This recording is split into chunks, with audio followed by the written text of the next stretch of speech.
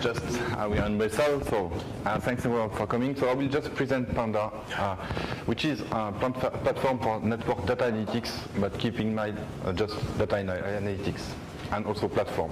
So just a few words. So what I like really is innovation, so it's doing the right stuff at the right time, but also DevOps, because at the moment tech is really good. There's no issue with tech, there's just issue with people, so that's why I like DevOps. So just to give you a few context about the project, so you will see that virtualization, automation, and the orchestration have made real-time service provisioning possible. There's a lot of open source big data technologies at the moment. I will speak later on what they are. And there's a lot of big change in the network space. That's why Panda is really network-oriented, but I will show you some use case which is not fully network. So what we have seen so far, and what explains Panda at all, is that we've seen siloed analytics pipelines. And the issue is that once you implement a data pipeline, and by using dedicated technology, then you are putting constraint on your pipeline, and so it is not really optimal, and you are duplicating efforts.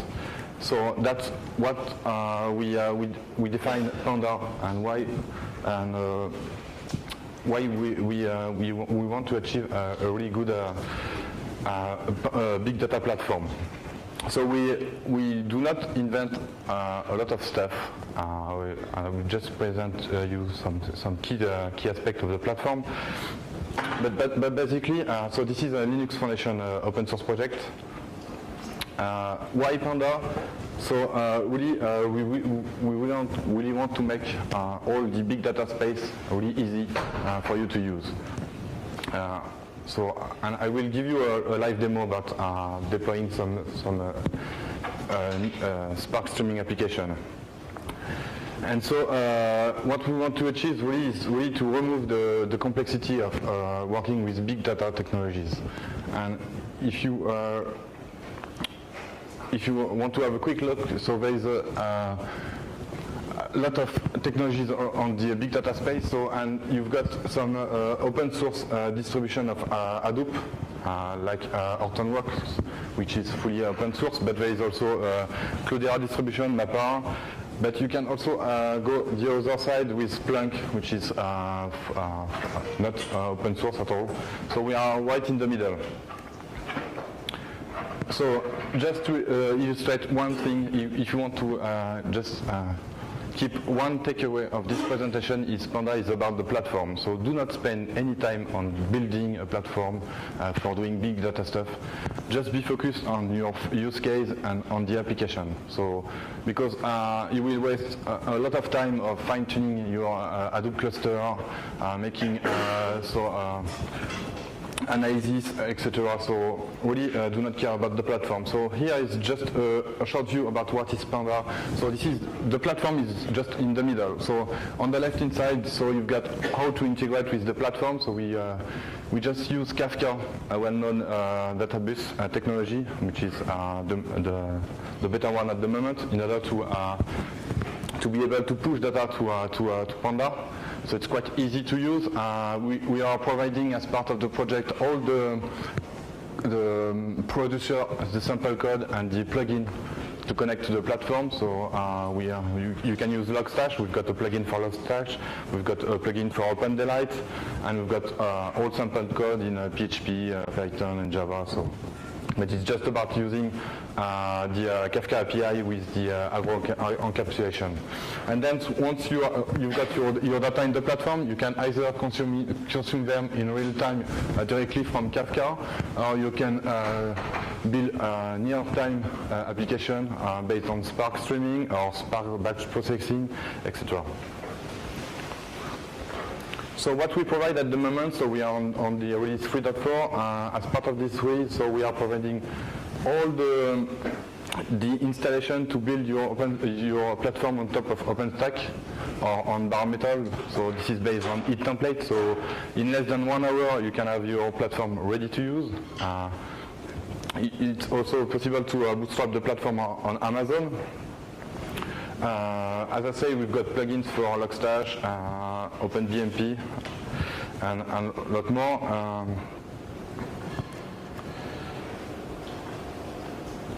And so, as mentioned, so you must be focused on the right side, because this is where the value is. Once you've got all the data pushed to a cluster, then you need to build the apps that really extract the value of the data. And so we are already providing some sample applications such as fault analytics, and not more, but just maybe I want to spend more time on all the texts that are inside Panda. So we are bringing all together using either HIT template or CloudFormation template for Amazon. We are using SaltStack in order to orchestrate all this stack. And so one benefit of Panda is for every data you push inside the platform, this is automatically stored, well stored in HDFS. So do not care about the data. We will manage it. So we are using Goblin in order to store that. And then after that, you can deploy any application on top of Panda. And what we've built so far is we've simplified this process. We provide some sample code in order to help you building streaming application, for example, and deploying it to Panda is quite easy. We just build a component, you post your application, it is automatically deployed on the platform. You do not care about how to configure Yarn, etc. Everything is managed by the platform, as I said. And so just a few words about the console, and after I will do the demo. So we provide a console in order to make available all the relevant information and everything you need for using Panda. So this is a kind of dashboard that shows you that all the components are fully working. And it gives you also all the statistics and all the links you need to know. So what we provide also is that, so you've got a set of software available, but we provide also all the operational UI to manage everything within the system. So as for example, for Kafka, if you want to manage it, we are using a Kafka Manager. So in order to create topics, set the replication factor, or set the partition, etc. So everything is available through the UI. For the Hadoop part, so you can access to the Cloudera Manager. If you want to start, because you are putting a lot of data within Panda, if you want to start some investigation, we include Jupyter. Jupyter is a notebook in order to start working in an iterative mode with the data. So in order to play with all the data sets and start building something. And after, so you've got the links for Grafana, OpenTSDB, Impala, all the stuff. So rather than spending time on the slide, I will show you a live demo if this is back.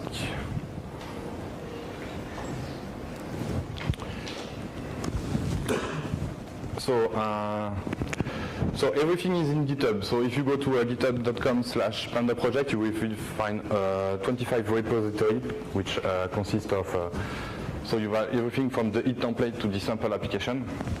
So for the example, so I use HIT template. So yesterday I bootstrap a platform. So you've got okay, so you can see that. So you've got a simple CLI with some parameters in order to bootstrap a cluster. So you've got a lot of steps. So in 40 minutes, I've got a ready-to-go big data platform. So just to show you.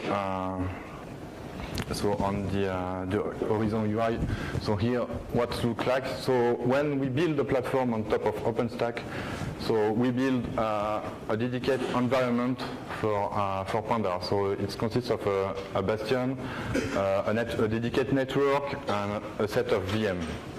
So everything is automatically created. So as I said, you do not care about the platform. We manage that. So this is the real Panda console. So just to give you some insight, so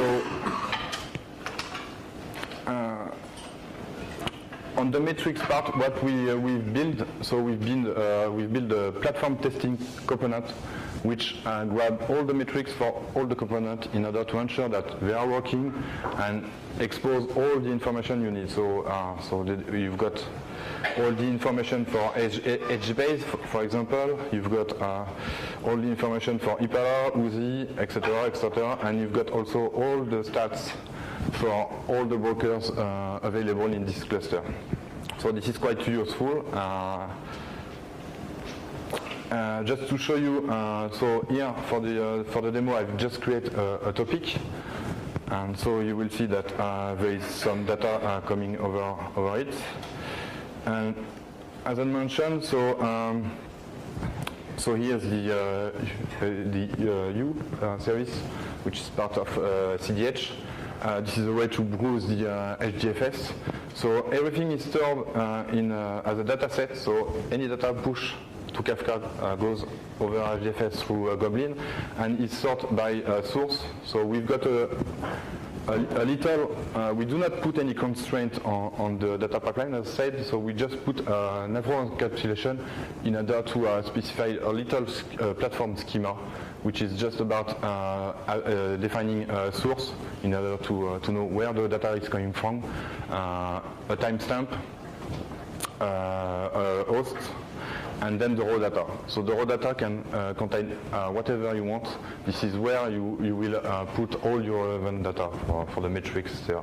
So here's an example. So I've got a collect this source, and so it is sorted also by date. So just to give you some information about the demo. So I just have a little Python script that will push data, so random data, to a Kafka topic. So this is the avro.kso.metrics. So just to show you that with just 10 lines of Python, you can push data to Kafka, to Panda.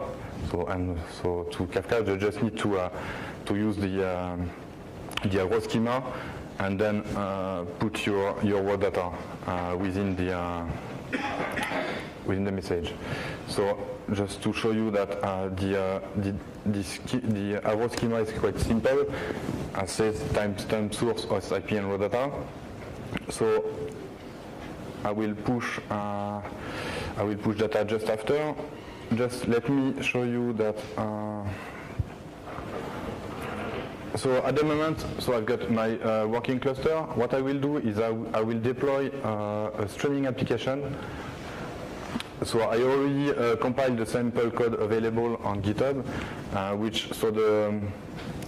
the Spark streaming application will just read information from Kafka and will push it to OpenTSDB, which is a time series database. So I just use a package. So there's a few configuration to set. I call the application for the demo. Good name. It's creating.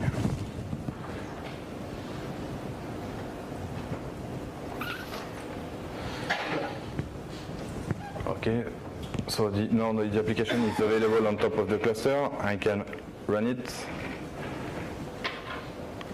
And just to show you that now I can produce data to the cluster.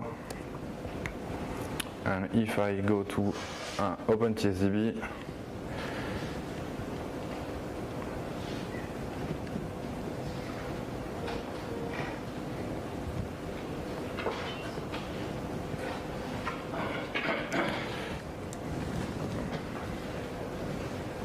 okay, so I've got my data that are coming over.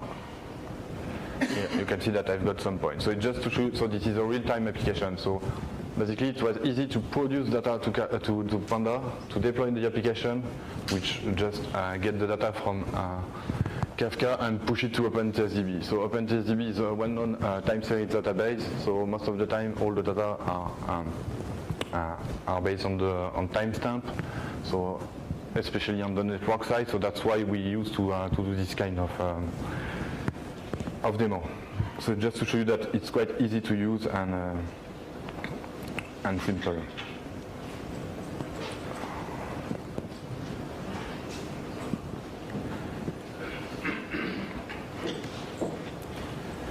So I show you that, so this was backup slide in case we lost the network. So there is bare metal and OpenStack deployment based on its template. You can also deploy on AWS if you want.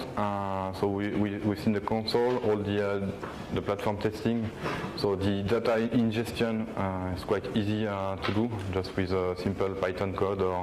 So we've got also ODL plugin and Logstash. So Logstash is just a matter of configuration. On the data storage part, so I show you that with Goblin everything is stored in the HDFS, but you can use also HBase as part of the platform. The application management is made simple. You just deploy package and it is automatically deployed for within the Hadoop cluster. And then after you've got all the time series and Impala interface available. We use also Impala because this is you can easily connect to Tableau, which is a well-known BI tool. And so just behind that, so we've got at the moment the Cloudera distribution of Hadoop. So and then you've got all the management UI behind that. So now I've just run through the platform. So you see that this is everything is available, and so we apply it first on NFV in order to get more analytics on top of the network. So the first use case built on top of that were the service analysis and the service impact analysis. And we've done also with MoveSoft, so we integrate MoveSoft in order to provide some fault tolerance on top of an infrastructure. We also apply Panda for IoT and smart cities, for example. This is what we've done so far in Paris. So this is good because this was a data-driven approach, and so we put a lot of sensors within so Place de la Nation, which is a big place where we've got a lot of traffic, and the city wants to get invents from all the work that they will happen. They will close all the roads that come to the place in order to ensure that there is less pollution, etc., etc. So we put quality sensor. We get data from the device available in the place through the Wi-Fi, the wireless connection. We were able also to integrate some video analytics solution in order to identify the flows. So once you've got the infrastructure, you can build application on top of that. So we are able to identify the different flows happening on the vehicle flows for each road. So then in case of the close one, we identify the impact. So we are able also to correlate the noise with the vehicle. We are able also to identify the density of the pedestrian per section. And also, we are in France, we can do more analytics regarding the noise and correlate that with strikes, because we are used to strikes in France. So as you see, there's a lot of spikes here, and this was so there's some spike, and we can identify that this was when there are strikes in France, so a lot of spike. Also, as you see, we've talked a lot about OpenDaylight and BGP, so we've done some work on top of that. Maybe what I can do is I can show you a short video about the work done on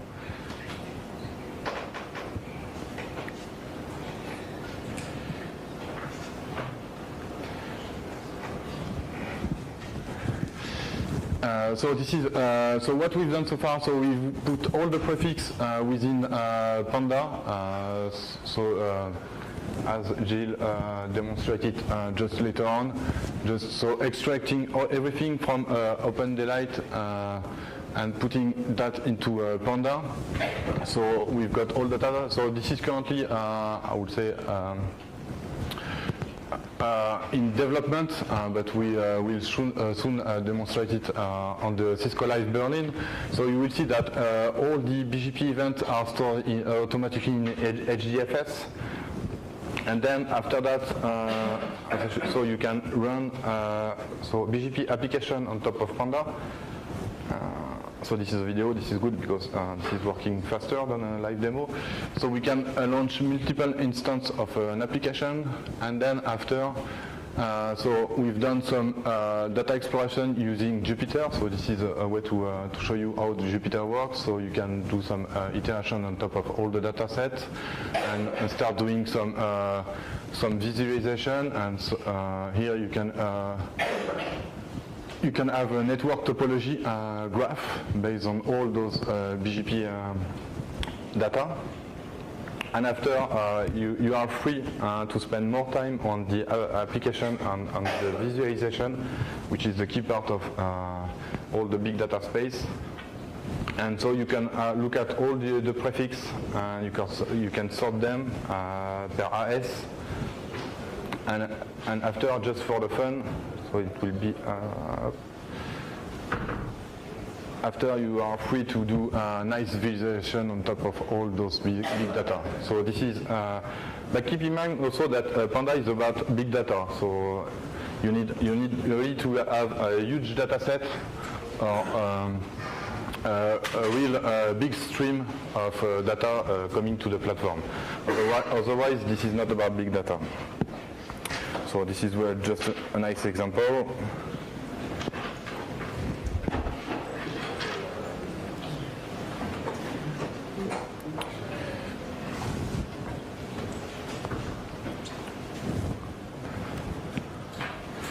Okay, so we are building an ecosystem around Panda in order to, so we are a small team at the moment on the core development, but we are working with a lot of SP companies and in order to build this ecosystem, and also with third party. So just to mention that, so we are working with the Linux Foundation, so we are working with Moog, especially for the fault analysis in the network, with Topple, with Frings. We are working also with Open Datasoft around all the smart cities topic, with opening all the data. There is also Nginx, ontology, etc. Just to give you a few words about what's coming for the next release, so we plan to do some stuff, especially the big stuff is the data security, which is always good to consider once working with data. We will do also maybe, well, not maybe, we'll do, but all the VMware support for enterprise application. We'll do open source Hadoop. At the moment we are leveraging Cloudera distribution, but we plan to work on the Hadoop upstream in order to have a fully open source platform. And also on the app side, which is key, we will have the so BGP Deep Analytics, which will be showcased at the Cisco Live Berlin. We also have black hole detection, etc. So you still wonder why Panda? So really this is an open source platform, and you've got everything you need for playing with big data. And if you still wonder what is Panda, so go to the website on panda.io. We've put a guide. So I would say read the fucking manual, but this is really, yeah. We put effort on documentation, so with the back. But now you have a complete guide which explains all the technologies. We try to give you as much insight as possible regarding all the technologies, how to work with Panda, how to integrate, how to produce, how to work on the data transformation, or to use all the sample code in order to build your application on top of Panda, etc., etc. And so that now I've got 5 minutes for a question. Yes. Sorry? What are you going to do with VPP? This is, sorry, what you? You said you had FDIO VPP on your to-do list. Yes. What are you going to do with VPP? So we can discuss that, but we plan to. Oh, okay. So the question is, I was thinking that it was 2 minutes. No. Okay. So the question is, what about VPP? So we are currently we will integrate VPP, but this is in the to-do list. We can discuss that just after, but I'm not focused on this part at the moment. But yes. So my question relates to reporting use Kafka today. Will that be compliant with the VES activity management is writing? Do you intend to use that kind of thing, or is it a parallel? So using Kafka or Or what they call VNF event stream for application reporting to a point function. I don't know about VES. Okay. Then ignore the question. Okay, this is stream set or no? It's essentially a stream, so they're going to use some sort of class. I haven't been track with the class one. Okay, so it's about the question is about using a stream set instead of Kafka. So for Nginx at least, so if you go to the Nginx website, you will see that they're using stream set, and we are also putting Panda on the architecture. So I've got a diagram. We can discuss that. Stream set do not replace Kafka, but we can be compatible with this kind of solution. Yes, sure. Any other question? And I do not have stickers, so. Okay, so thanks for your time.